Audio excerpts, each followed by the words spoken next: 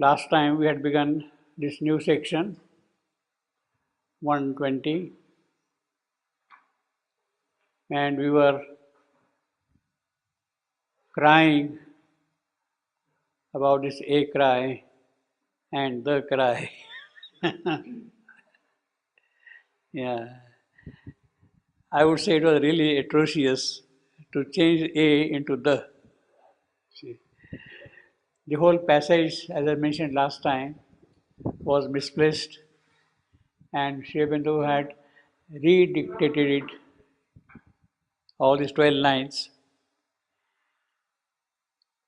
He didn't reproduce all those exact 12 lines, but he essentially dictated the contents with new lines.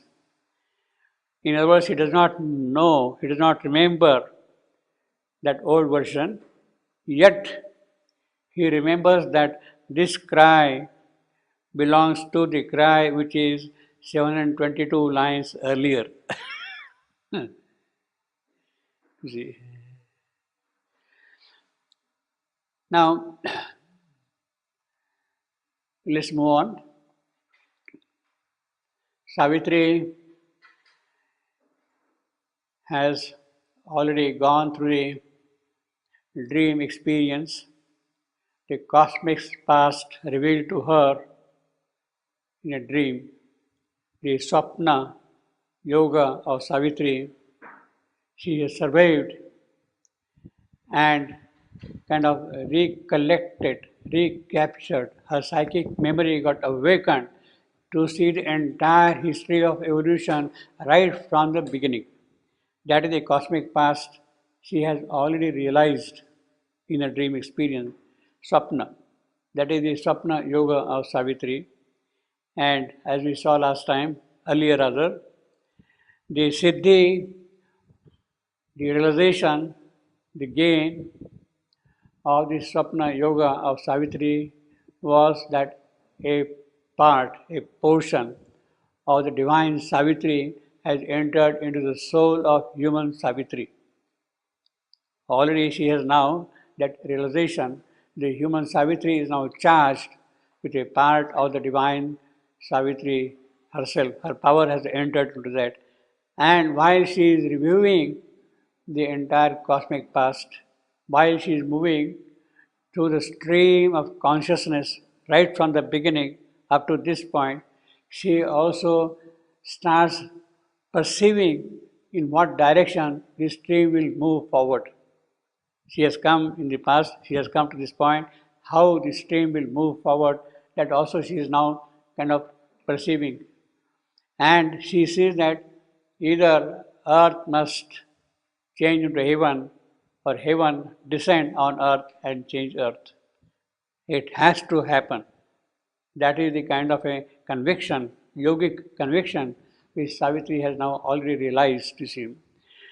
As a part of that realization to become really real in actuality, in life here on earth, what is essential is she must discover first her soul, her psychic being. Savitri must first find her soul, then only the future can really open out to Savitri. That is important. Now, therefore, the journey moves on forward towards the realization of the psychic being, the discovery of the soul. You see, there are two or three important things in that context. Savitri is told what should happen, either create a new world or discover a new world or shape humanity into God's kind. These were the things she was told. Now, all those things are possible. Create a new world, well, perhaps it's not of much importance in a certain sense, but shape humanity into God's kind. Shape humanity in God's shape, you see. That is important. How does one shape a new being in us? If we had to become Superman, I hope we'll become one day, then how is it going to happen? It's not that he's going to trust himself upon you like that.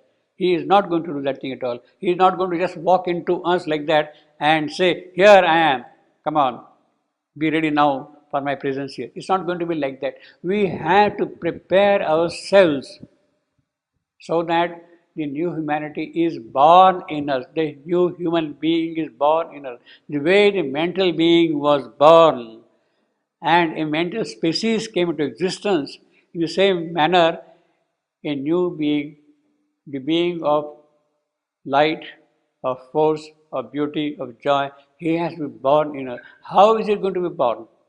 That is possible only if two things happen. The first thing is it is the soul himself who will prepare the new being, the new body, the new mind, the new life of that being. It is the soul who will prepare that thing. And that is the work which will go on in what is called in the subliminal regions of our consciousness.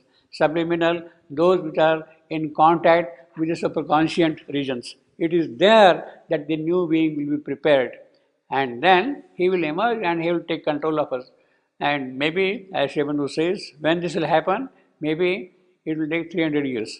So we have to be patient, but simply being patient is not going to help. We had to also do our own bit towards that. The soul has to prepare a new being within us. That is important. He is not going to just walk in like that, you see, that I am here. No. You see, I mean, monkey, he has to prepare a human being within him. Then only he becomes man. In the same way, we have to prepare a new being within us. Then he can come and stay in us and walk, and then we can make further progress. That is the logic, that is the sequence, that is the method, the alchemy of the transformation of one race into another race, you see. So, the subliminal is what is now being explored in this particular section. Savitri has left the surface consciousness. She has gone through the dream experience, saw the cosmic past.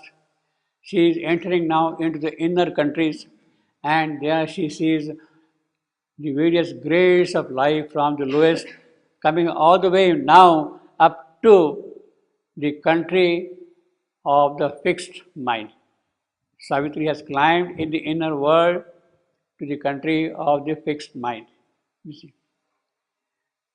We have seen all these subconscious beings, subconscious forces, subconscious powers, the giant head of life, all of them are there. She has witnessed that. Means the inner life is both the subconscious as well as the subliminal.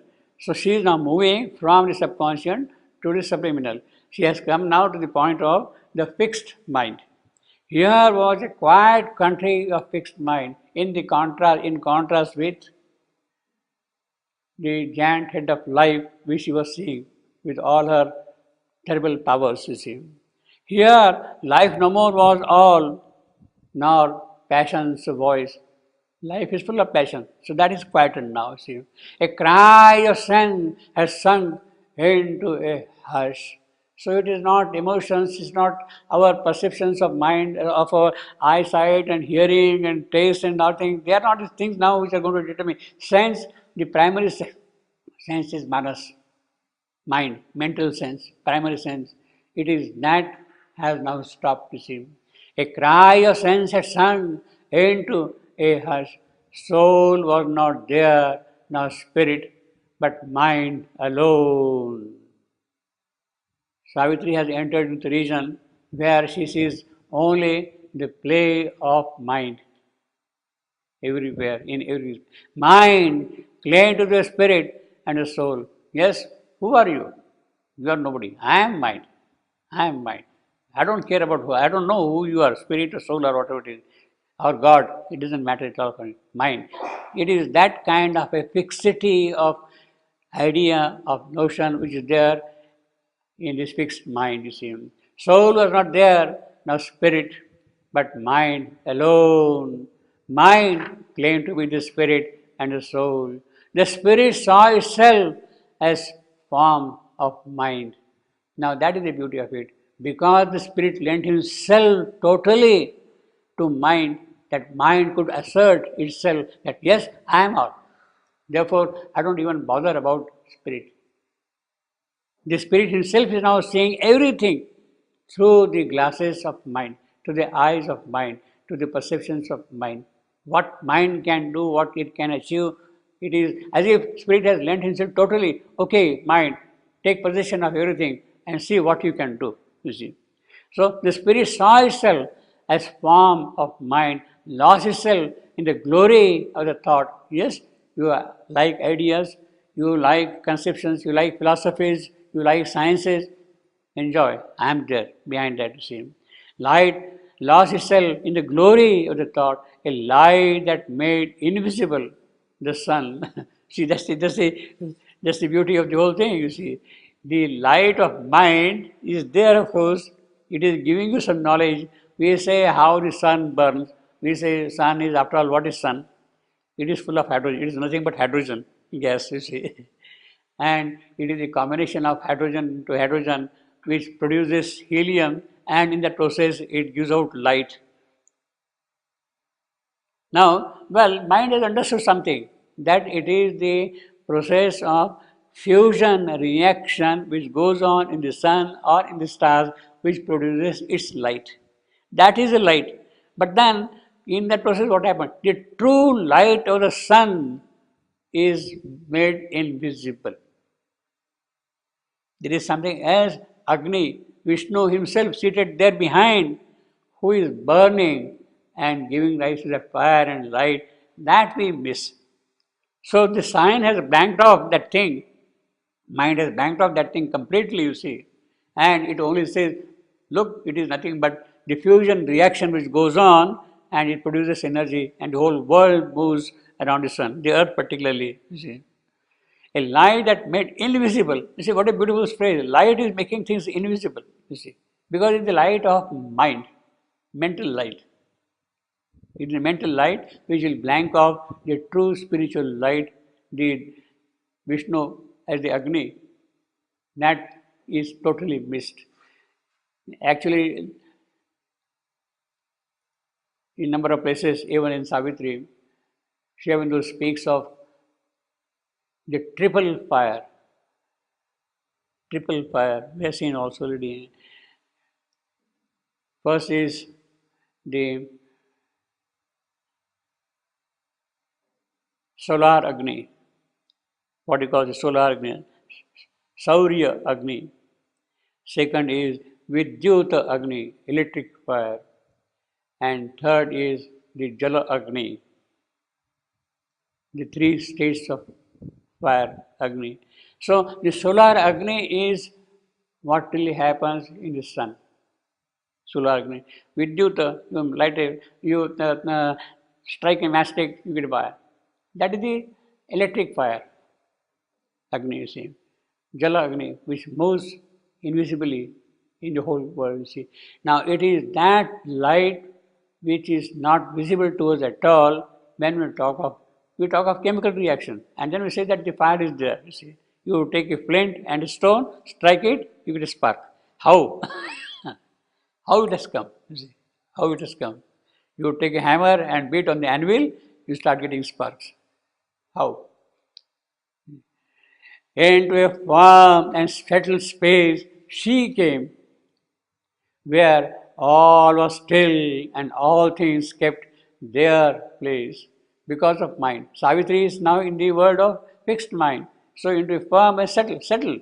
Yes, mind formations are there and they will remain permanently as they are. Nobody can change. Where all was still and all things kept their place. Each found what it had sought and knew its aim. Because it is a fixed form. In fact, in that sense, mind is really playing some kind of a positive intermediate role. Mind is playing a positive intermediate. What was fluid, what had not taken a concreteness, a form, a shape, a definiteness, that thing has been given by mind.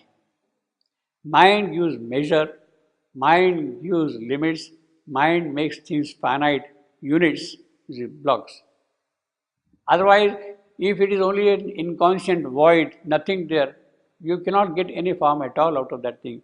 But it is the mind which makes the form possible. It is mind which fixes that fluidity into some kind of a rigid structure.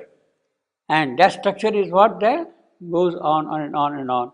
In fact, that is the whole difficulty also. While at a particular level, to give some sort of a fluidity fixity to the fluid in conscience, mind is necessary.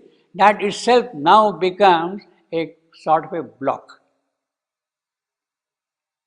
You are making things fixed, all right, necessary, true, but then now you are not able to go beyond that. You have to also become, in a certain sense, flexible so that you can move forward. That mind is not able to do. It cannot do that. It has no means of getting that thing done by itself. It cannot do that sort of a thing at all. That's the whole difficulty with mind, you see. In fact, that is what has happened when we say, it was the hour before the gods awake across the path of the divine event. The huge foreboding mind of night. It is mind of night which gave a fixity to inconscience which was otherwise very supple. The mother says, before mind arrived, inconscience was something very beautiful. You could, it could move easily and all that thing. But it is mind which has structured it in a certain manner, and that mind of night, of that inconscience, it is that which has given that fixity. Now that is coming across the path of the divine event. The divine event cannot move forward now unless this mind of night is changed. And that is what Savitri is exploring now within her inner country. Each found what it had sought and knew its aim. All had a final last stability, you see. Each word is measured and is meaningful. No adjective, no extra word is there at all. All had a final last stability because of this fixed mind, you see.